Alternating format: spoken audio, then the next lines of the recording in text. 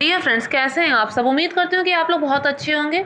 मेरी रिक्वेस्ट है मेरे व्यूवर्स से, अगर वो मेरे वीडियो को देख रहे हैं तो प्लीज़ मेरे चैनल को सब्सक्राइब ज़रूर कर दीजिए। आपके जो भी सजेशन है उसके लिए मोस्ट वेलकम है। आप कमेंट बॉक्स में मुझे लिखकर ज़रूर बताएं।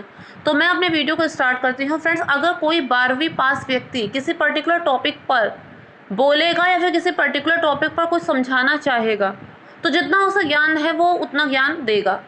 कोई एमएससी बीएड होगा तो वो उस हिसाब से ज्ञान देगा, उसकी जानकारी और भी ज़्यादा विस्तृत और भी ज़्यादा डिटेल में होगी। अगर कोई पीएचडी होल्डर होगा तो उसकी जानकारी और भी ज़्यादा डिटेल में होगी और भी ज़्यादा विस्तृत रूप से होगी। ठीक उसी तरह पूजा पाठ में होता है। अगर कोई भी पूजा है, अगर आप किसी पंडित से पूछेंगे तो वो पूरा ज्ञान अपना आपको बताएगा, पूरा ज्ञान आप पर उड़ेलेगा। वो सारा विधि विधान बताएगा कि प्रातःकाल आपको उठकर क्या क्या चीज़ें करनी है, किस जल से स्नान करना है, उसके बाद कौन कौन सी पूजन सामग्री चढ़ानी है, ब्राह्मण भोज कराना है, क्या दान देना है, कैसे भगवान का श्रृंगार करना है, कैसे व्रत का समापन करना है, कैसे हवन करना है, कैसे ब्राह्मण भोज कराना है, सब चीज़ें वो बताएगा। वो सारी चीज़ें हर व्यक्ति नहीं कर सकता। किसी विशेष दिन तो कर सकता है, लेकिन हर बार तो वो हर व्यक्ति हर चीज़ वो कर नहीं पाएगा। कभी उसके पास समय का अभाव होगा तो कभी वो इतना धन हर बार व्यय नहीं कर पाएगा। तो ऐसे में क्या किया जाना चाहिए? क्या पूजा को करना ही नहीं चाहिए? नहीं, ऐसा बिल्कुल नहीं है। जितना हमारा सामर्थ्य हो, जो हम कर सकते हो, वैसा हमें ज़रूर करना चाहिए। कोई विशेष पूजा है तो ठीक है, आप विधि विधान से कर रहे हैं। कोई विशेष अवसर पे पूजा है, ठीक है। लेकिन अगर साल में बहुत सी पूजाएं होती हैं तो हमें उन्हें भी कुछ ना कुछ अपना योगदान देके ज़रूर करना चाहिए। एकदम से उसे नज़रअंदाज नहीं करना चाहिए कि जैसे बाकी दिन बीत गए वैसे ये दिन भी बीत जाएगा। क्या करें, हमें संडे का तो बहुत ध्यान रहता है कि हमें संडे को बाहर खाने जाना है, हमें संडे को वहाँ घूमने जाना है, ये चीज़ करनी है। लेकिन जब कोई विशेष पूजा आती है, जो कि हर हफ्ते नहीं आती, जब कोई विशेष पूजा आती है तब हम इस बात पर ध्यान देना बिल्कुल ही बंद कर देते हैं कि आज कोई विशेष पूजा है तो हमें क्या करना है और कैसे करना है। तो सीधी सी बात है कि जितना हमारे अंदर सामर्थ्य, जितना हमारे पास समय है, उसी में हमें पूजा को करने की कोशिश करनी चाहिए। लेकिन कई बार लोग अपने मन में ये हीन भावना लाते हैं क्योंकि हम पूरे विधि विधान से नहीं कर रहे हैं तो करने से क्या लाभ। फ्रेंड्स, ऐसा नहीं होता है। आप लोगों ने देखा होगा, चाहे बृहस्पतिवार की पूजा हो, चाहे बृहस्पतिवार की व्रत कथा में आपने पढ़ा होगा, चाहे वैभव लक्ष्मी की पूजा हो, आपने उसकी व्रत कथा में भी पढ़ा होगा, चाहे 16 सोमवार की कथा हो, चाहे सोमवार की कथा हो, चाहे सोमवती अमावस की कथा हो, चाहे वट सावित्री की कथा हो, जो भी कथा होगी उसी व्यक्ति ने सबसे पहले शुरुआत की है जिसके जीवन में बहुत ज़्यादा कष्ट था, बहुत ज़्यादा अभाव था, बहुत ज़्यादा कमी थी। क्योंकि कहीं ना कहीं ये बात बिल्कुल सच है कि आवश्यकता ही आविष्कार की जननी है। तो इसलिए ये बातें तो अपने मन में बिल्कुल ही नहीं लानी चाहिए। जैसा भी हमारा सामर्थ्य है उस हिसाब से हमें वो पूजा करनी चाहिए। अब जैसे मैं बात कर रही हूँ हरियाली तीज की, तो फ्रेंड्स आज भी बहुत सारी लेडीज़ हरियाली तीज पर सिर्फ ब्यूटी पार्लर से मेहंदी लगवाने, ब्यूटी पार्लर से तैयार होने, मेकअप प्रोडक्ट्स को यूज़ करने, खाली यहीं तक उन्होंने अपनी पूजा सीमित कर रखी है। मुझे शीट मास्क लगाना है, मुझे फेशियल कराना है, यहीं तक।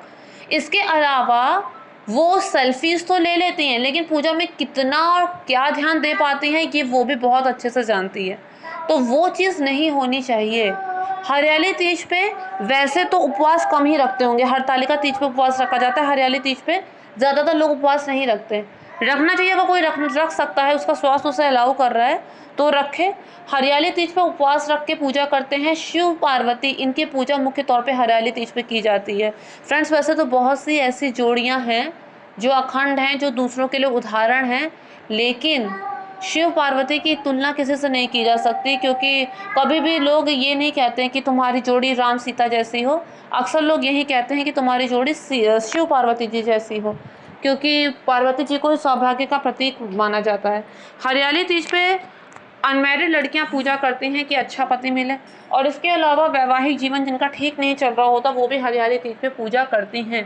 पार्वती जी को श्रृंगार की सामग्री चढ़ाती हैं, शिव पार्वती की संयुक्त रूप से पूजा करती हैं, पूरा 16 श्रृंगार करके पूजा की जाती है। वैसे तो हरियाली तीज का पूरा दिन ही बहुत शुभ है, लेकिन शाम की पूजा इस दिन अधिक महत्व रखती है। तो शिव पार्वती की संयुक्त रूप से पूजा, जैसे शिव जी की पूजा होती है, उनमें जल चढ़ाया जाता है, उनमें बेलपत्र अर्पित किया जाता है, उनमें पीले फूल अर्पित किए जाते हैं, उन्हें दूध चढ़ाया जाता है, दही चढ़ाया जाता है, बेर चढ़ाए जाते हैं। जो चीज़ें आपके पास अवेलेबल हो वो चीज़ें आप उन्हें चढ़ा सकते हैं। दीपक जला सकते हैं। पार्वती जी की पूजा साथ में कीजिए। शिव पार्वती को एक डोर में बांध दीजिए किसी कलावे से, माता का श्रृंगार पार्वती जी के पास रख दीजिए, और इस तरह से कुछ मीठा चढ़ाकर भगवान की पूजा की जाती है। इस तरह से शिव पार्वती की हरियाली चीज़ में पूजा की जाती है। बहुत ही साधारण तरीका है, जो चीज़ें आपके पास अवेलेबल हो वो चीज़ आप चढ़ाइए, जो चीज़ आप खरीद सकते हैं उन चीज़ों को खरीद कर आप चढ़ाइए, और इस तरह से हरियाली तीज की पूजा पूरी हो जाती है। लेकिन इस दिन को ऐसे ही बिता देना कि नहीं कुछ नहीं, या फिर खाली सेल्फी ले लेना, फ़ोटोज़ खींच लेना, तो वो कहीं से भी सही नहीं है। कोई भी पूजा हो, व्रत हो, हमें उसे ज़रूर निभाना चाहिए, ज़रूर उसे करना चाहिए, क्योंकि ऐसा करने से हमारी आगे आने वाली पीढ़ी भी इससे अवगत होती है। सपोज़ कीजिए कोई काम आप खुद नहीं कर रहे हैं और अपनी आगे आने वाली पीढ़ी से कहेंगे कि तुम कर, तो सीधे हम पर ही गोली दाग देगी कि क्या तुमने किया था, और तुमने नहीं किया तो हमारे पीछे क्यों पड़े हो।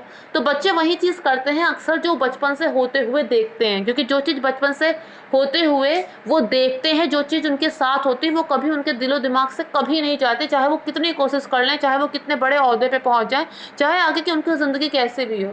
तो कहते हैं जो गीली मिट्टी होती है ना उसे आसानी से आकार दिया जा सकता है, लेकिन जब घड़ा पक जाता है ना तो फिर वो खाली फूट सकता है, उसे फिर किसी और ढांचे में नहीं ढालना चाहिए।